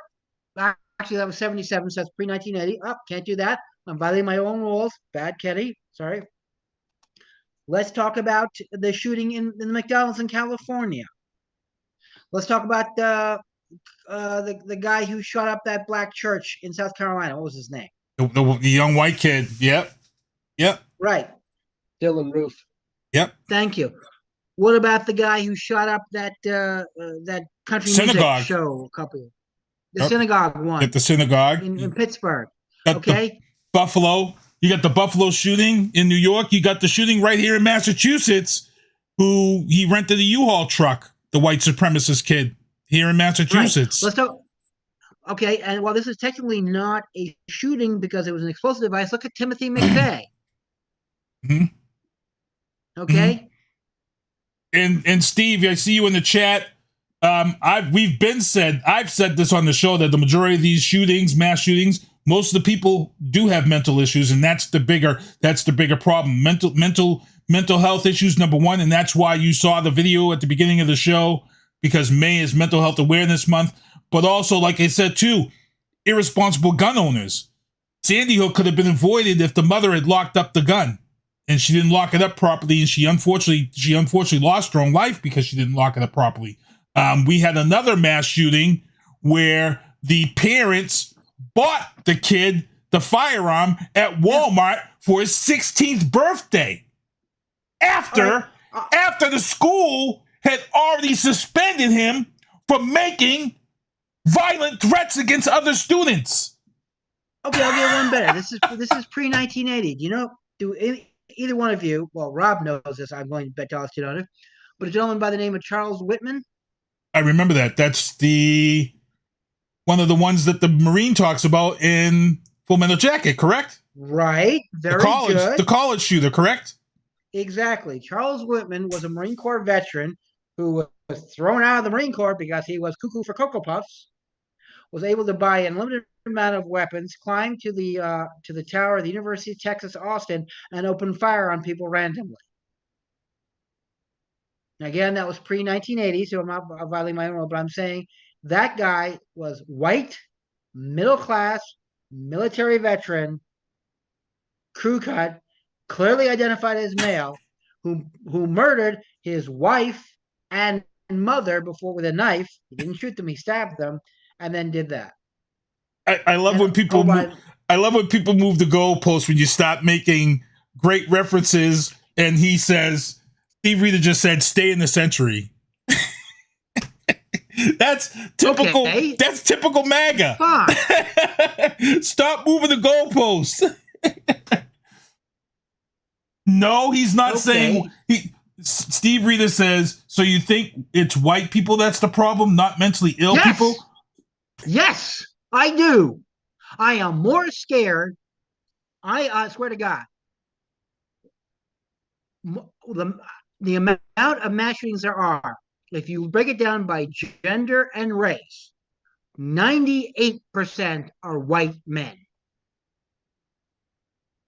That is a statistical certainty. When's the last time you heard a black woman Muslim going out with an AR-15 or a modified AK-47 or a modified M14 mowing people down in the sidewalk? Tell me when. You didn't, because most of them are getting shot during traffic stops. They don't have the time to shoot somebody. Exactly. I'm just being real. I'm sorry. I'm sorry. I get this crap all the time in court. People in a high crime area, they fit a certain profile. Rob and I are probably fit the profile of a serial killer more than you. Do you realize that? Mm-hmm. Oh, that's history has proven that. We're both single. We both have access to weapons. We're both white. We both have been in long association with criminals. And see, and Ken and these guys, they're attorneys. They're allowed to have their opinion. For me, I've always said mental health is the number one reason for the mass shootings. I've said that on this show. It's actually not, though. And you guys know that. Yeah, you guys know this more than me because you guys are the study out there that suggests, now it's not, obviously people can have mental health issues, but as far as causation, it's only about 10% of the mass shootings are caused by mental health crisis. 10%. I'm not arguing. You guys know it. I mean, you guys have been in the legal system, so you know. I deal with mentally ill people all the time. The people that do criminal activity because of a mental illness don't have the wherewithal to plan a mass shooting. Okay? These are the people who are going to run around naked with a knife claiming about the Illuminati, and they're going to do it on a moment's notice. They're not going to go home, load a bunch of weapons, pick a spot, and start shooting. Okay, I'm defending a gentleman right now who lost his stuff. He's homeless. He was in Harvard Square, and he was convinced these Indian people were talking crap about him, and he went berserk on them. He claims he could hear them in Harvard Square. For those of you who don't know, is a very noisy place in the middle of the day. He claims he could hear them from across the street talking crap about him, and he went over there and started punching them. I'm not laughing at you. I'm laughing at the person who's in our chat right now. I'm not sure if you guys can see the chat. I can't see. I can't. Yeah. Steve Rita says, "What cities have the highest crime rates? All white cities or all black cities?" This is now you're getting into the hold on a second. Well, that it depends on, first of all, per capita. You've got per capita, per capita or population. Yeah, Are you talking violent crime? Are you talking property crime? Are you talking drug crime? I wouldn't even look. I wouldn't even. Steve, I love you, man, but man, it's a general question, bro. Steve, I got news for you. There is not one major urban area in this country that has a majority people of color population. All of them are whites. Whites. If you look at, I don't care what city. Name a city. Boston. He's going to say Boston. There are more white. He's talking. He says he's clarifying. And he's talking shootings. Okay, fine. Well, that's good. He's narrowed it down to using shootings, and we'll define shootings by using a firearm only, not crossbows or anything else like that. There are no cities in the United States, no major urban areas. Chicago. I will define a major urban. No, Chicago's majority white. Okay. Let's look. Let's crank up the Google machine. Okay, because he's got a good point.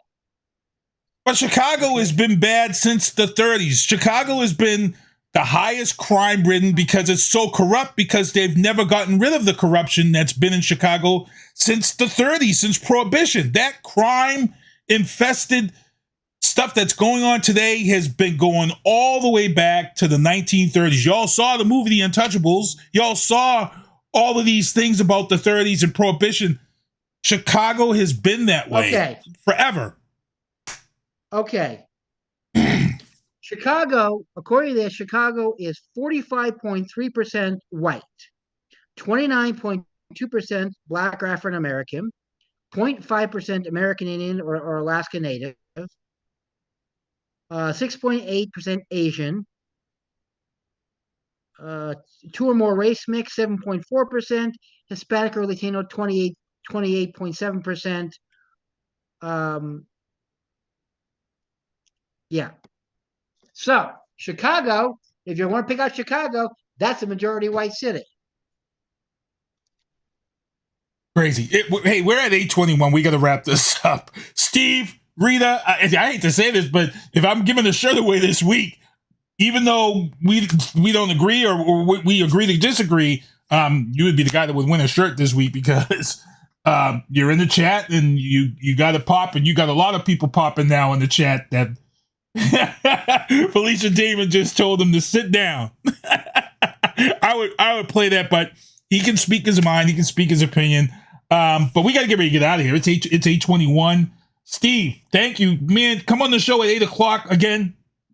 These guys are on the first of every month, the first of every Tuesday. Steve Rita says, "Who is doing the shootings in Chicago?" Look it up, Steve. It's all over the place, the shootings that are happening. And again, Chicago's been this way since the 30s. This is nothing surprising. The South Side of Chicago has been that way when Obama was in Chicago. It's. Go ahead. I see you, Rob.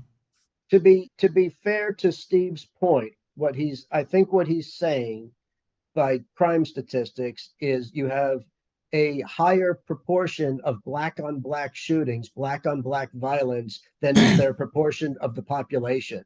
Mm-hmm. That's what Steve's point is, and it is factually correct. Now, the issue is, what is the causation? What are all the issues that contribute to that? Why is that the case? And that's a sociology and criminology, thesis paper that people, spend years doing studies on that. It's a fascinating topic. So Steve is, I think that's what Steve's getting at, and he's not wrong factually. The issue is, the complication is, why is that? He just said amen. So he just the other issue is as Rob said, is the vast majority of victims are also people of color. Right. Okay. We're talking about mass shootings. Mass shootings are mostly done by white people. correct. And he just said we went from transgenders to mass shootings to race very quickly. Steve, I got to thank you for being on the show. And hey, we still got one quick topic. I got to ask these guys. Last week, Biden-Harris 2024. I feel like the Democrats are going another direction, to be honest, but nobody's really stepping up. Nobody's making any noise. I'm worried about Biden's age, to be honest. Things are starting to get done. There's been a lot of bipartisan, as much as people want to talk about the differences between Republicans and Democrats, Biden has had more bipartisan bills passed in this legislation in his 4 years than we saw under Trump, to be honest. I hate to say this. Please, guys, correct me if I'm wrong. But we've seen more bills passed with a good amount of Republicans backing the bills. And if so, you guys want to comment on that? Yeah, I mean, someone described Biden as the proctologist of the political elite. He's the guy no one wants to hang around, but he's absolutely necessary. He's getting the job done. And frankly, I am every time we have a president who breaks the age barrier, he's too old to be president. Remember, Reagan was too old to be president. Reagan would be considered a spring chicken these days. Trump was too old to be president. Biden's fine. His age isn't going to bother him. Biden's vanilla ice cream. He's everybody's second choice. He's not chocolate. He's not Rocky Road. He's pistachio? The standby. He's not even pistachio. Because mine's is pistachio. That's my favorite ice cream. Okay, he's vanilla ice cream. He's everybody's standby favorite. And that's why he's going to win, because he's everybody's second choice. Seriously, who are the Republicans going to nominate? DeSantis is falling flat on his face. Yeah, that's who I thought their guy was going to be, was DeSantis. I thought, and he did pass a bill that will allow him to stay governor if he was to run for president, but he still hasn't officially announced it. He's been a disaster. I think Rob pointed out. I think you pointed it out. Outside of Florida, the guy's been an absolute complete disaster. So got DeSantis. Then you got Trump, who's currently under indictment. People, in case you've forgotten that, probably getting that even more. Although it's important to remember that Eugene Debs was not only nominated for presidency, but actually got 500,000 votes while he was in jail in California. He was a socialist, for those of you who don't know who I'm talking about. So that's not and James Michael Curley actually got elected mayor of Boston while doing a prison sentence. So we do have and you got Marion Barry, who smoked crack and still got reelected. Right. So other than the sanctimonious and the MAGA moron, who do you got in the Republican Party? Give me a third candidate. Who? There's nobody. Like I said, my Haley? No. It's very interesting in the Republican primary, because obviously Trump is still the elephant in the room, no pun intended. Mm-hmm. And so, if he's going to run away with it because nobody can figure out how to break the code, and he winds up being the nominee, then that changes the landscape considerably for 2024. I don't understand why Biden's approval rating is as low as it has been, because it remains consistently low. And I think he's just not getting the coverage or the credit for some of the things that are being done because it's too quiet. Obviously, the media likes to focus on the controversy, and so we hear about some of the controversies, and they deserve to be covered. Nothing should be brushed under the rug. There's good and bad in every administration. Some have more good, some have more bad, but everybody has some of each. And the issue is that he doesn't get credit for that. He has passed, considering the political climate, the fact that he has passed a lot of bipartisan legislation, many of which people can't even list. Because it's just not getting covered. It really is a testament to what he's been trying to do.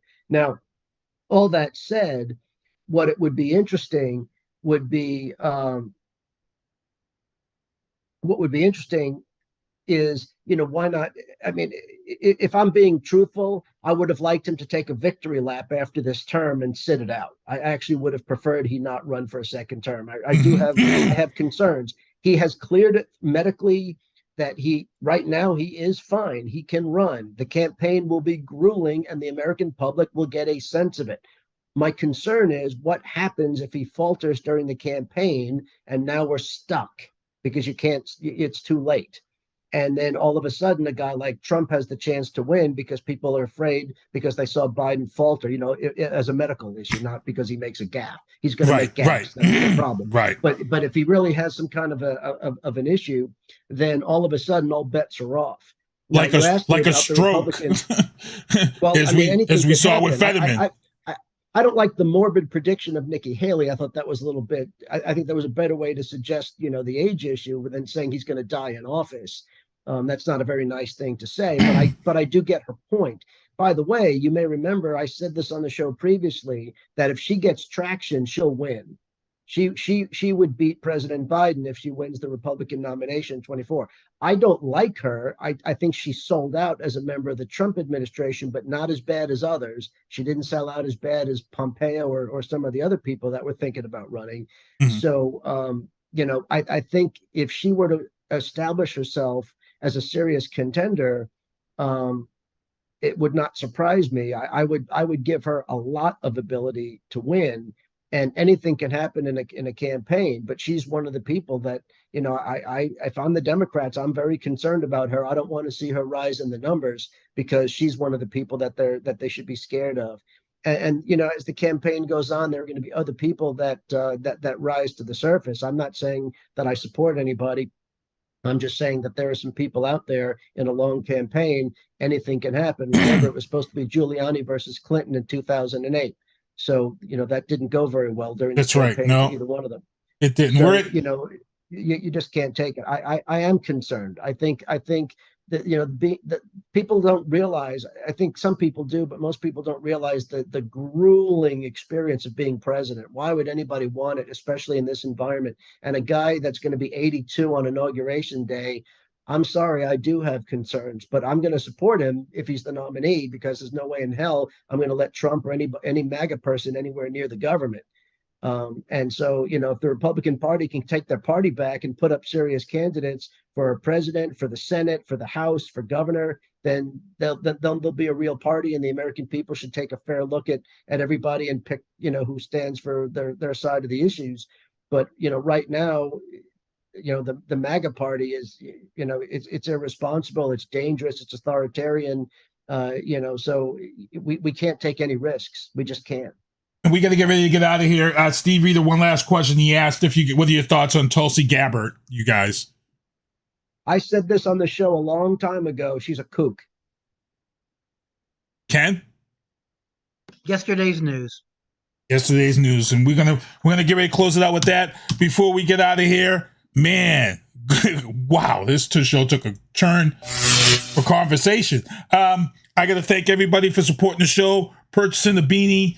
Also, all the shows that I produce right here, Oscar Mike Radio on Thursday nights. Tuesday nights, following me, Happy Hour with Lito. Matty C Sports for You and me on Sunday. I got to thank everybody for tuning in for that one. For Andrew Valdina last week. The Cooperative Dinner, Network Dinner, Free Spaghetti Night on Wednesday nights in Boston, 1102 Blue Hill Ave every Wednesday night. The Campello Neighborhood Plan has 2 more events left in June and July. One more on May 24th. Make sure you scan the code and get down there and speak about the future of the Campello area. April 26th was last week. Onyx, I missed out at the Middle East. Heard it was a great show. And the Boston Comics Color and Festival was Saturday, April 29th. I have a guest coming on who is at this event real soon. I'll be making the announcement. Also, the annual meet and greet Slingshot Convention, 3rd annual, will be in Connecticut at the Truck Bar. I might be heading down this Saturday. Also, the vendor pop-up on May 13th here in Brockton, 60 Skinner Street. The Down and Derby is this weekend at Ned Devine's in Faneuil Hall with Louis Bello. And the Hip Hop Happy Hour will feature Vianna Marie on June 15th at 8 p.m. And she will be performing at the Brockton Juneteenth event on June 17th at the Brockton Fairgrounds, Summer Solstice in Brockton, June 21st, and Open Mic Night Boom Squad Radio, who just had Little Easy E on this past weekend. Big ups to them. And once again, Kimberly Ann, Empowerment Photography. There's Vianna Marie right there, my artist. And again, Oscar Mike Radio, MV7. Thank you, Travis, for the microphone, which you guys are going to see real soon when we do a live show from a location. And last week, and that's it. That's it. We got to get ready to get out of here. I'm going to let my guys say goodbyes. Say their goodbyes. I'm going to start with Ken Diesel today. Goodbye, and thank you, everyone, for tuning in. I thank all of our listeners, all 12 of you. Guys, be safe, be informed, be happy. We'll see you in June. Steve doesn't look happy about your guys' points about Tulsi Gabbard. He's, oh my God. That's so. R squared? Yeah, thanks everybody for listening. Love the first Tuesday of the month. Can't wait for June. Like I always say, stay informed and stay safe. Yeah, it's crazy. We're coming up on June, halfway through. Guys, I want to thank everybody for tuning in to the show. It's 8:34. We ran a little bit over, but I got to thank everybody, even if we agree to disagree. Steve Rita, thank you for being in the chat and dropping your conversation for us. Cyrissa Blue Rose. Cyrissa, what's going on? And hey, Cash Pina. Wow, everybody's in the chat. SpongeBob, do me a favor and take us home, because we had a good show tonight. Here we go. See you next Tuesday. Thank you for listening to The Booth on Hoobazoo and HatcherRadio.com. Please follow the Facebook page and subscribe to the podcast at Apple Podcast, iHeartRadio, and Spotify. The Booth is a Sinister One production hosted by Sinister One. I've got to start hanging out with friends that are a little more intelligent and understand politics and stuff. It's just that I'm up on this level up here, and all my friends are down here. Me, nah. You guys, nah. Maybe a little more down in here. Screw you guys, I'm going home. I smoke, I drink, I do my thing. These bitches hating, so you know I got to make it plain. Don't do cocaine with your chick, my main. We stick together, true forever, yeah, you know we bang. I miss those days, which was easy. If only I make it, bitch, don't repeat. Now that I done upgraded, I've been upstate, and y'all think I'm playing. And I got a hit now for these weak assholes who think I ain't slaying. Try me, and I'll probably end up laughing, cause I never back down. I'm that chick with a clean ass whip. I don't need that shit, I got my own now. I get hard, I get tired of fussing, fighting, guess I gotta crack down. Don't mess with me, cause on everything, I'ma have to bring the whole city out.